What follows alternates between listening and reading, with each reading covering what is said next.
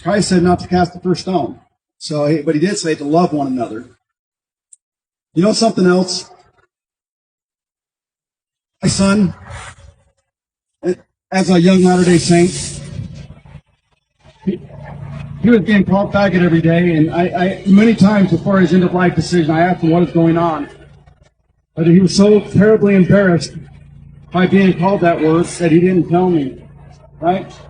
And believe me, I felt a lot of guilt. Is why didn't he come and tell me?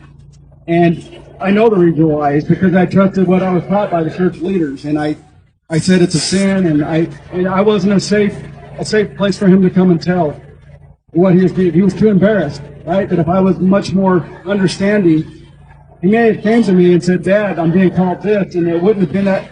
I made his embarrassment barrier to ask for help much worse as a father, because I shared that I supported the beliefs of what I was taught growing up. I was wrong and I was ignorant, and I made that mistake in ignorance. I wished I could go back and I was never hostile towards the LGBT community. I always said there's reasons why people are like that. I just don't understand is what I would tell them. But at the same time, I still supported the church's perspective. I was, faithful Mormon father. But what if I had just bent a little bit more? He might still be alive. If I made a safe place on that topic, he might still be alive. And you know what, Mormon parents? You don't know if it's going to be your child or not. That's just it. You don't know if your child's going to be struggling. And they're not going to tell you because in the Mormon culture, you don't ever want to. That's the scarlet letter there. You are going to be beat down and bullied, especially in the Mormons. So nobody's going to ever acknowledge. A lot of them won't acknowledge it. They're terrified. My son didn't.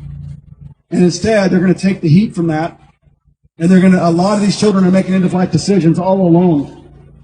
And did you know, often the parents don't even know if their child was LGBT or, I don't know for sure. I mean, I just don't know if my son was or not because he never indicated either way. But I do know this. We can do better. We must do better. You're on the cutting edge, President Nelson. You have the power to make a change. I ask that you will. I ask that you'll do some more research on this, and not with the philosophies of men that we've, not just this church, but almost all of them have given. We'll follow what is actually provable truth. As a final note, I am wearing a flag like Sam Young did, and the reason I'm not wearing a rainbow flag today is because it slipped my mind. I'm from Montana, where it's really hard to get anything. We have a Walmart and a craft store, and during Pride this year, there was nothing in the shelves. I saw hardly anything because I come from a conservative Montana town.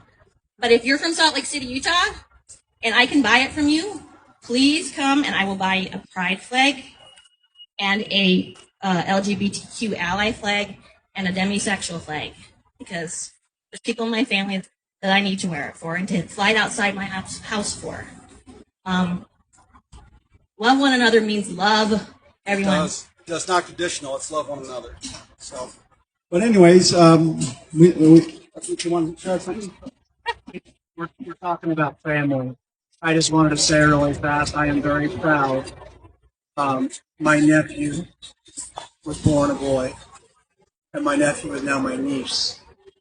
Very proud of my niece. And my oldest nephew is happily gay. And we just need to love one another. That's it.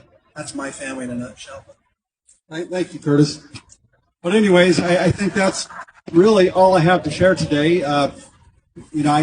My heart, that's all I got in my heart right now. Maybe I'll come back if I think of something else. But, somebody shows up. Or somebody else, we might come back on. Yeah. Someone share a personal story. But with that, we're going to end today, and we wish you well. And we pray for those who are born into different bodies, not just the LGBT community, but those with an outrageous sex drive, right? It creates all kinds of people with all kinds of bodies. We have to have more love for people that are different than us and that struggle in different ways than us. I kind of think of it like I'm fasting right now. I'm on the second day of fasting, and I can feel my stomach growling, and I think maybe there's a little bit of a similitude if you want to understand how, maybe I'm wrong, but I trying to imagine what it might be like to have, a same-sex attraction. And I'm fasting and I'm hungry, and I can feel the constant pressure, on me from being hungry. I'm doing 5 days, by the way. I've only done 3 as my record, so I'm going to be, I'm going to see how far I can do, how far I can survive without being a sinner, right? Without failing, right? Acting upon my bodily urges, right? But anyways, that's our message for the day, and we pray for the children that are being harmed, and I pray for you children that are watching this, that are adults, that are suffering, and you're feeling the pressure of having your connectiveness damaged or your mental health damaged. I pray that you will ask for help. I pray that you will find a trusted, and there's organizations out there that do help with this children in this situation. There are organizations out there that do help children that have been kicked out of their home by their parents because of this issue. Once they come out, they get thrown out, right? You're not alone. There's a lot of people out there that will love you and that will support you in your struggles. Don't do this alone. Don't take on this task alone. Do not do that. If your family disowns you because you came out, find new family, find new supporters, and there's a lot of them out there that will love you. Especially that will give you. Yep, there's a lot of love. They'll give you new connections. They'll give you the true love that Christ spoke of. They'll accept you, and they'll help you work through the struggle and the journey you're on. There is hope out there, and there's people that are going to love you no matter who you are, just as Christ taught. So I'm encouraging you to go and get that help. And if you're really on the edge, you're afraid to even go get that help, I ask that you go and call the suicide hotline before you make any decisions. Send me a text message. Go look Brian Bresee up on Facebook and send me a message if you're struggling. And I'll try to get you some help. I'll talk to you. I'm not the best expert on this topic. I'm doing what I can because I know the issue's serious, but I will guide you to people who are more knowledgeable than me on this topic to get you some help. But don't go this alone. Get some help. We'll be praying for you, and that's our message for today. And maybe we might come back. We got some other people, or we got some more ideas. So, anyways, we'll be here till sunset in front of the church administration building. Come on down and visit with us and share your story.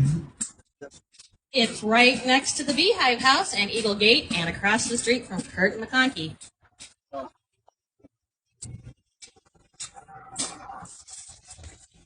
All right, that's it for now. You guys have a good day. We'll see you later.